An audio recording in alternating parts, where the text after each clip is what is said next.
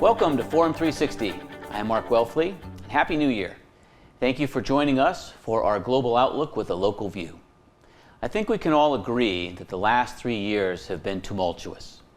We are living through a pandemic, a war, and record inflation, to name a few things. And now economists and market analysts have been calling for a recession in 2023. The very mention of the R word, as it's known, strikes fear into the heart of investors from Main Street to Wall Street. Well, what exactly is a recession? Should we fear it? And what preemptive actions can we take to ease the pain of a market downturn? My guests today are Bob Hubeck and Nick Yaw from Encore Financial. They are investment advisors, and I've asked them to come on the show and take us behind the scenes of the current market and share their thoughts on the year ahead, along with 3 investments for a recession. So welcome, Bob, and welcome, Nick. Can you start by telling us what is a recession? I'll leave that to Nick. Well, Mark, broadly defined, a recession is 2 consecutive quarters of negative growth in our GDP, or 2 consecutive quarters of contraction. Which we actually experienced in 2022. The first and second quarter were contractions. So by that measure, you could say that we're currently in a recession. However, a recession was not officially clocked in 2022, likely due to unemployment being at record lows and wage inflation, which is good for the consumer. So there's still been a lot of spending. There's still plentiful jobs. I think there's actually 4 million jobs available between ages 25 and 45. So some measures, the economy still looks pretty robust, which is why there's some reluctance to actually call a recession. However, I think what economists are forecasting in the future is perhaps a credit crunch. So at the same time you have record low unemployment, you also have record high credit card debt. And as interest rates are also increasing, how does that eventually transpire and trickle down to Main Street in terms of future lending, home purchases, auto purchases? So the forecasted recession is due to a lot of technical data that we just haven't seen actually hit Main Street yet. So we may look back in 5 years and say that we actually were in a recession in 2022, just the beginning. And over time, you'll have Federal Reserve or Treasury Secretary or whoever the administration is actually acknowledge a recession. And we're seeing more layoffs, right? You went from a cycle of 10 years of massive growth in excess. Something I read over the weekend was Twitter, for example, started 2022 with some 7,500 employees. Now they're down to 2,500 with very little change to the actual product. So you're seeing some of maybe the excess headcount go the other way. And over time, that trickles down to Main Street. Sure. So does a recession, when it's called, however it's defined, does it equally affect everyone? Like does everyone feel the same type of pain? Well, certainly not. Inflation is really, it affects your paycheck to paycheck American worker, more so than someone that had maybe excess savings during periods of low inflation. I mean, if you think about it this way, maybe you have an American couple and they make $80,000, $90,000 a year. Well, if you have an inflation rate of 10% or so, 15%, and that couple was saving 10%, right? Maybe they were saving $9,000 a year. Well, now the inflation, now they're maxed. Now they're spending all their dollars. Or that same couple, they have another child that's coming due, and they had savings, now they're maxed, plus inflation, now they're putting more on credit. So different swaths of consumers are going to be affected differently. It's either going to impede their ability to save, they're going to perhaps save less, and then dependent on worker class. So this is somewhat of a, I don't know how different this recession is, but it may affect white collar more so than blue collar. I mean, a lot of the jobs that you have vacant currently and what's driving some wage inflation is blue collar trade jobs, because we've spent decades promoting higher education, which look at the student loan legislation that is ping pong back and forth, and that debt, we've spent decades promoting higher education at the loss of somebody that can turn a wrench. So you're going to maybe see more white collar affected in this recession than you do blue collar, and that's some of what's continuing to drive this economy and the fact that a recession maybe still hasn't been called. Your backgrounds. Bob, you've been in investment advising for years. Tell me a little bit about your I background. started, I'm much older than Nick, but I started in 1974 in Harrisburg, Pennsylvania. Moved here in 1980 and run my own agency, or had my own agency since 1981, and still doing it today and as a full-time basis. You've seen a lot of ups and downs over the years in the market. I have. Share some advice from your years of. Share some advice. First of all, so you got to stay the course when you're investing. It's not the time to be jumping in and out, or into it or out of it. It's to stay committed to what you're doing and what your goals are, and to make sure they're planned properly, so you know which direction you're heading in. Okay. Nick, a little bit about your background? So I'm a Northeast Ohio local guy. Grew up in a small town, went to Kent State University, where I graduated with a degree in finance, which has been a passion of mine for many years. And then a few years after graduation, decided to become a licensed broker, which then led me to get more into the investment advising and consulting, and then that has evolved into a more overall encompassing financial planning career. And then I've been working with Bob for the last 8 years, and then we've been partners the last 3. So it's been a great benefit to learn from an industry veteran. I've said in a recent talk that we were invited to a month ago that significantly accelerated my career, at least 10, 20 years. But I have a tendency to age people. yes, With wisdom. yes, with wisdom. I want to ask you this question before we get into the investments that are meaningful during a recession. And I'm sure you get the question when someone comes to you and says, I don't need any investment advice. I can just go to the internet to my brokerage account. I can pull up any kind of research, any angle, any chart that I want. I can make my own investment choices based on what I know from the internet.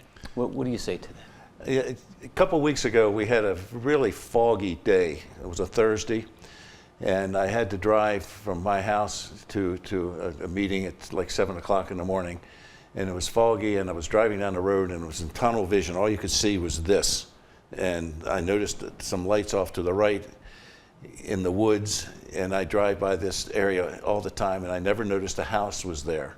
So I literally stopped the car to look to see this house, and I realized I was about 2 miles past where I thought I was, because you can't see. And when you're investing on the internet and you're doing it yourself, you only see what's there. You don't see all the programs and products and other areas to invest in. You only see what you're looking at, and it gives you tunnel vision. where when you're dealing with a registered advisor, hopefully they're doing the job properly and they're seeing and giving you a field of view much larger than what you're getting off the internet. And if you think about it too, we have a data set of real life client experiences. So a lot of times, to piggyback Bob's point, we're looking 5 to 10 years down the road because client Mr. Smith had a similar experience, and we're setting things up in a way to keep future considerations in mind, where someone just solely looking at, it's a high likelihood you're going to miss something.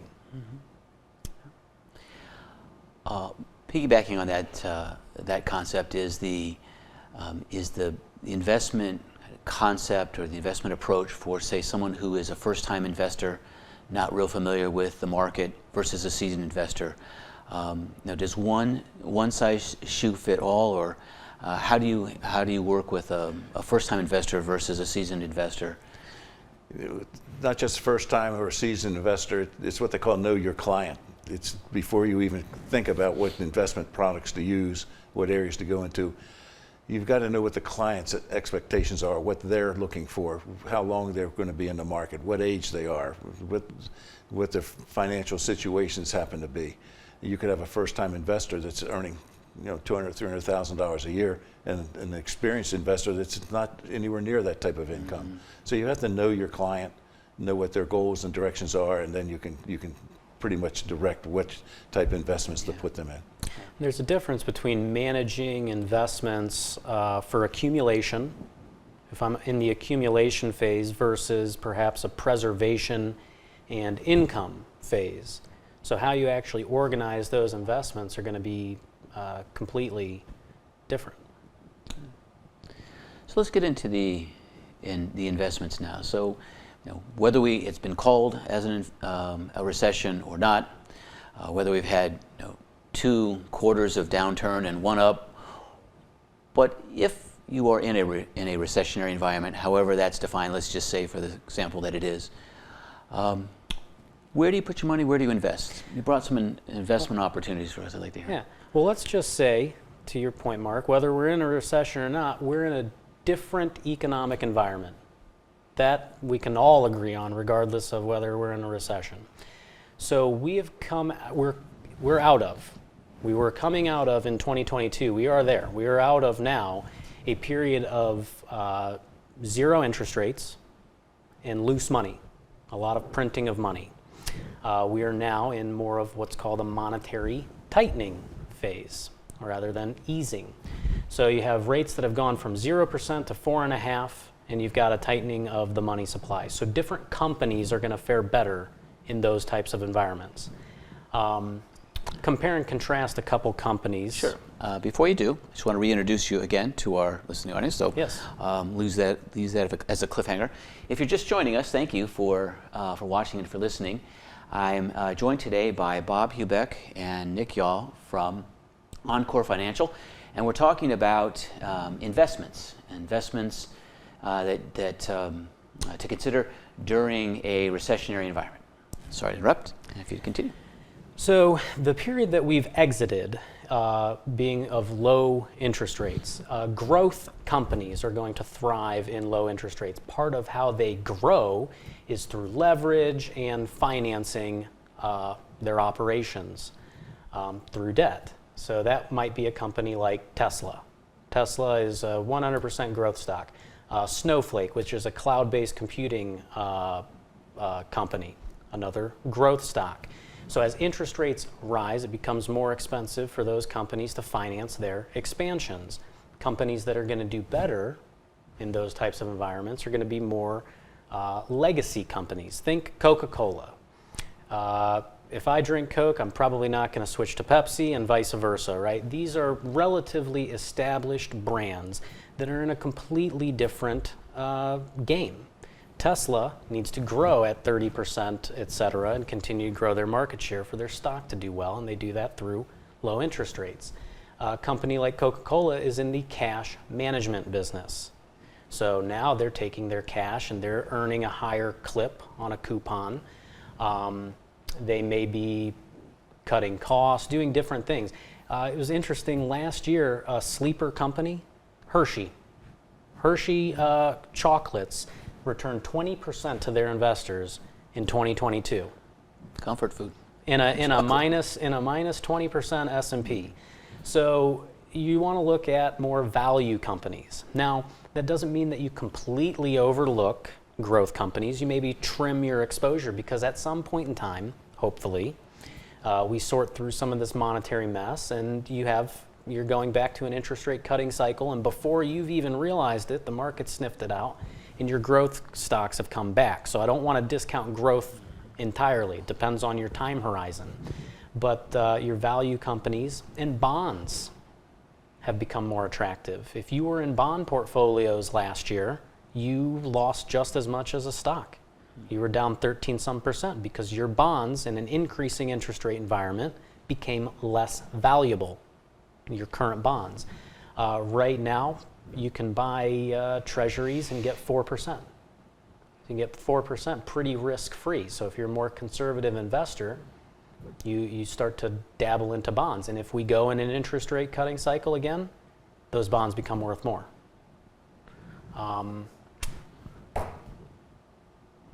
Various. Yeah. So we have the value companies, right? Value Like companies. Coca-Cola. A Value look at funds. a look at some bonds, perhaps, in this environment. And then perhaps some insurance-based products.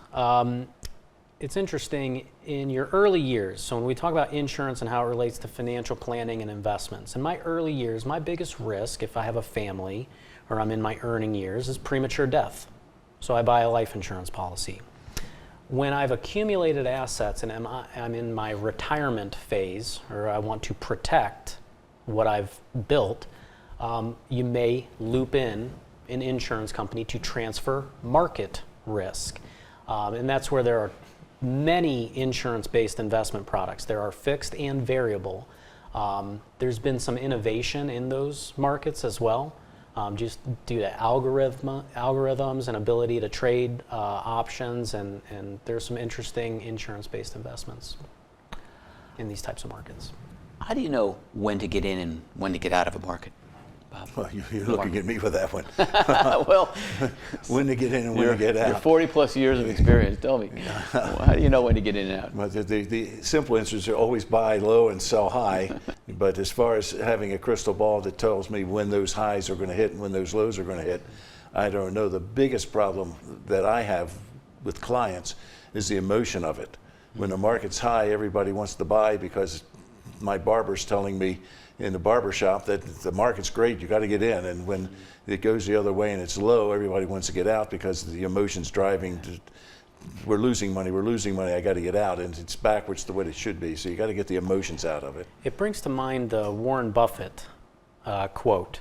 He's quoted as saying, "Be fearful when others are greedy, and greedy when others are fearful."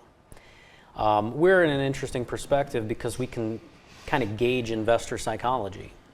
And I do recall investors wanting, they were frothier. They wanted to get a little more aggressive the tail end of 2021. Now that might be hindsight bias, but I can think of a handful in particular.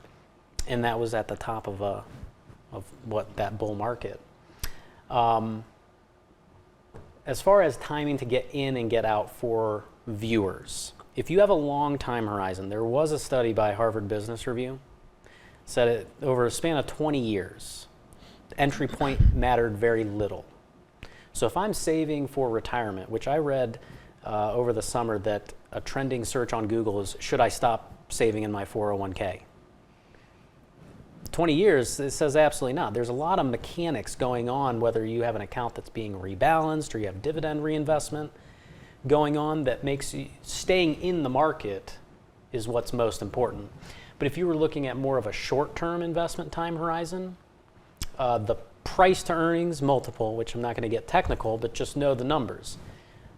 17 to 20 is an average market on the S&P 500. We were well over 20 at the top of 2021. Right now, the market is trading at right around 15, 16, so it's a little bit less than its historical average. Now, here's the bad news to that, is for a recession to be called, typically the S&P 500 needs to bottom at about 14 times earnings, which would suggest if history repeats itself and they eventually call this recession, so on and so forth, that there's a little bit of room to fall before it gets better. It's interesting. So, looking for the silver lining in the dark cloud, there are some benefits to a recession. A chance to buy in at lower multiples, or with stocks that have fallen. I was also doing some research, and a couple of articles said starting your own business in a recessionary environment also can have some meaning. The availability of employees who perhaps have lost their job, now that pool is larger and richer. Thoughts on starting a business in a recession? I started in the industry in 1974. In 1981, when we had interest rates at 12 and 13, 14%, I started my agency. I started it in a bad economic environment. And it's been very good to me. It's worked well in my case. I don't have a problem with starting a business in a recession, because you really can't go much lower than where you were. And that's where we were, at the bottom. And so my wife and I, opened the doors of our agency, and it's been the same agency since then. We've never changed broker dealers. We've been the same company for 42 years. 43 years now. Starting a business? Thoughts? Yeah, no, it makes me think about, I cite Buffett often enough, but where can you find a return on investment other than yourself? So investing in yourself in some form or fashion, that can be education, that can be starting a business, but labor market definitely gets a little bit more attractive. You have companies that just don't survive recessions. It makes me think about the overall health of the economy and how the point of recessions, and the silver lining is you start to trim some of the excess. You start to weed out, and I guess that's the fundamental purpose or idea with capitalism, is you weed out some of the subpar performers to foster whether it's innovation or just the overall better service model. That's something that we're challenged with doing often enough. In our business is just adapting to our clients and our consumers, and it's especially as a professional investment advisor and someone that's managing money in a recession, if you're not forced to do better by your clients and keep them and challenge yourself in your service model, that's when you would expect people to shut their doors. In the last minute that we have, I'd like you to comment, if you can, on how the war in Ukraine might complicate a recovery a bottom, if you will, in the United States market. Can you? So that's an interesting question. With markets being a leading economic indicator, forward-looking, our hope, what we like to think, is that a lot of the negative in the war in Ukraine has been priced into markets. We are currently experiencing and have seen how this has disrupted supply chain and energy and global trade, and perhaps even shifting power, these power struggles. It could surprise either way, meaning if there's a ceasefire, surprise ceasefire this year, you could see a significant positive to markets. Just markets do not like uncertainty. That's might the opposite also be true? If the war drags on, we might have a harder time finding certainty and therefore perhaps a bottom? It's been good for military companies. So that's the other side of it. There have certainly been companies that have benefited, whether we like to acknowledge that or not. Could there be significant surprise, right? So has history told us yes? Yeah. And then it could surprise the other way. I'd like to remain optimistic. Yep. Yeah, me too. Thanks. Walt Disney once said, "I've heard there's going to be a recession. I've decided not to participate." My friend Kevin always says, "Recessions don't affect me because in the stock market, I'm always a buyer." And finally, Peter Lynch advises, "Know what you own and why you own it." However you approach investing, we can all benefit from the words of Ben Franklin, who said, "An investment in knowledge pays the best interest." I wish you well navigating the choppy waters of the market in the year ahead. Thanks again to my guests, Bob Hubeck and Nick Yon. Thank you. Well, and thanks to you for watching and listening. And let's keep our minds and ears open until next time on Forum 360. Forum 360 is brought to you by John S. and James L. Knight Foundation, the Akron Community Foundation, Hudson Community Television, the Rubber City Radio Group, Shaw Jewish Community Center of Akron, Blue Green, Electric Impulse Communications, and Forum 360 supporters.